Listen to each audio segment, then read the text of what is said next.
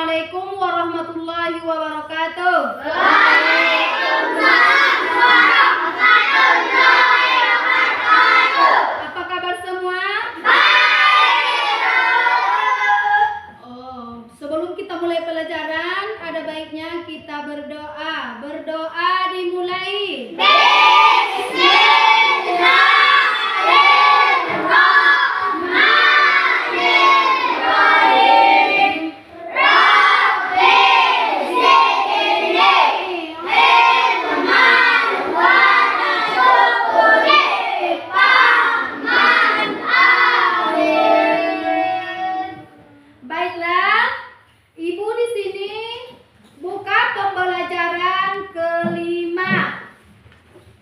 Di sini Ibu akan membahas tentang mengenai ibadah sholat, hikmah sholat, dan praktek sholat. Sholat merupakan ibadah yang tidak boleh ditinggalkan. Siapa yang rajin melaksanakannya berarti ia telah menegakkan agamanya, agama Islam. Sebaliknya, jika ia meninggalkan, maka saja ia telah menghancurkan agamanya sendiri. Rasulullah Shallallahu Alaihi Wasallam bersabda, "As-salatu imaduddin, faman aqamaha wa qad aqamaddin, faman tarakaha wa qad hadamaddin." Artinya, salat adalah tiang agama. Barang siapa yang meninggalkan sholat, maka ia telah merusak agama. Karena begitu pentingnya, maka sholat menjadi salah satu rukun Islam. Amal yang pertama kali akan ditanyakan oleh Allah Subhanahu wa Ta'ala di alam akhirat kelak adalah sholat kita. Apakah kita kerjakan dengan rajin atau tidak? Waktu sholat sudah ditentukan. Sholat yang wajib terdiri atas subuh, apalagi zuhur, asar, maghrib, isya. Nah, sholat kita laksanakan sehari berapa kali? 3 kali. 5 kali bisa menjadi sarana beristirahat dan menghentikan penat serta kesibukan sehari-hari. Maka sholat dapat menyejukkan hati dan menenangkan pikiran. Pikiran yang telah melelahkan. Maka sholat bisa menyejukkan hati dan menenangkan pikiran. Sejuknya air wudhu yang membasuh kesejukan badan kita. Sholat berisi doa, harapan, dan permohonan taubat. Sholat bisa berfungsi mengarahkan pelakunya menjadi orang baik. Yang orang akan menjadi baik hidupnya, contohnya seperti akan menjadi anak yang disiplin, akan menghormati waktu dan tidak suka terlambat. Kemudian apalagi akan mudah berkonsentrasi mengerjakan pekerjaan. Kemudian akan merasakan hidup tenang. Nah, orang Islam yang berkewajiban menjalankan sholat adalah muslim yang sudah akil balik, baik yang belum balik tetapi sudah memulai berumur batas berapa tahun? 7 tahun. Ibadah sholat seharusnya sudah mulai dibiasakan.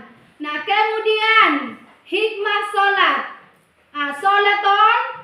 Sholat akan memberikan hikmah yang bermanfaat jika dilaksanakan dengan sempurna, memenuhi syarat rukun khusyuk dan ikhlas karena Allah Subhanahu wa Ta'ala.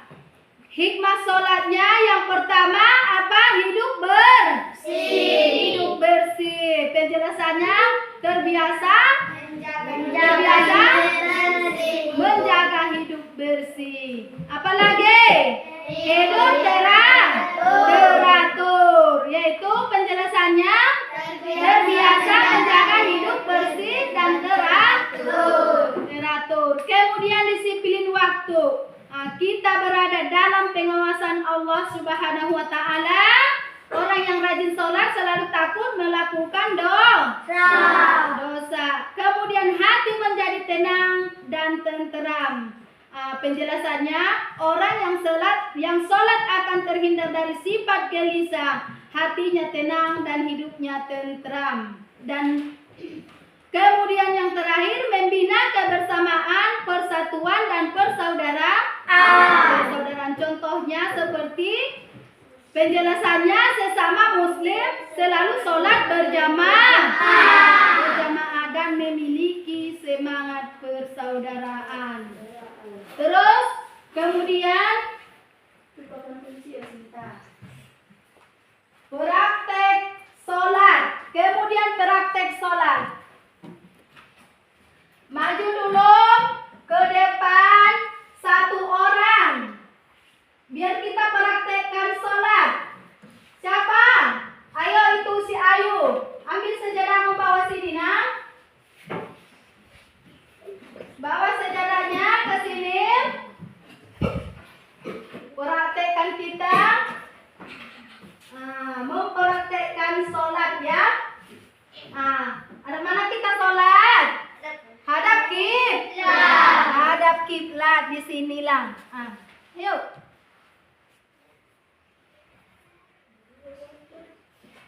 Oh, sini ada kok sudah kameraan. Seperti apa? Coba dulu. Takbiratul ihram seperti apa? Allahu Akbar. Kemudian meletakkan tangan di antara pusar dan dada itu sampai mana batasnya? Kalau perempuan seko.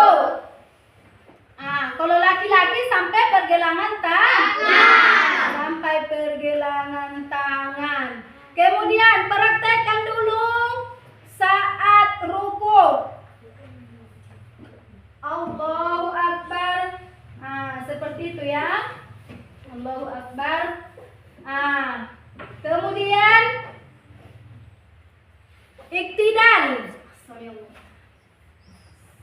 Iktidal, sami Allahu liman hamidah. Kemudian sujud. Sujud dulu. Allahu Akbar. Itulah. Duduk antara dua sujud. Seperti itu. Duduk tasawuf, kemudian sujud lagi. Dan seterusnya duduk tasawuf awal sambil membaca Allahu Akbar. Itulah tadi seperti tahiyatul tadi. At-tahiyatul. Ya, seperti itu. Dia apa? Kemudian tadi at-tahiyatul itu tasawuf awalnya itu masih salah. Seperti itunya. Jangan kau berdiri kan? Seperti itulah tasawuf awal sampai akhir. Kemudian salam. Assalamualaikum warahmatullahi. Allahumma inna nas'aluka ridhoka wal jannah. Assalamualaikum warahmatullahi wa na'udzubika min syarrika wan nar.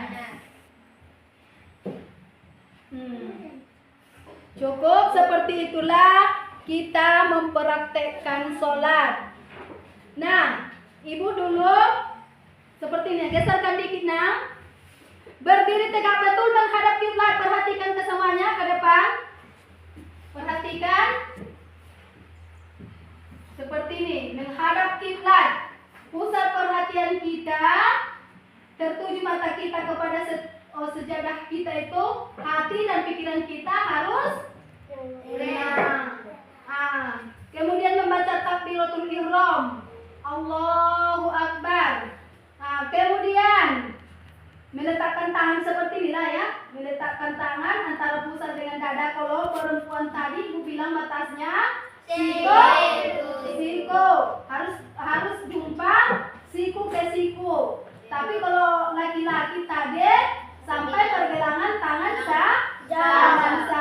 Kemudian sambil membaca Allahu Akbar kan? Iya. Allahu Akbar bacaan takbirnya kan? Iya, Bu. tadi contohnya. Kemudian ya seperti itulah ya. Udah paham tadi yang dipraktekkan temannya? Sudah. Sudah. Kami harus minta dulu.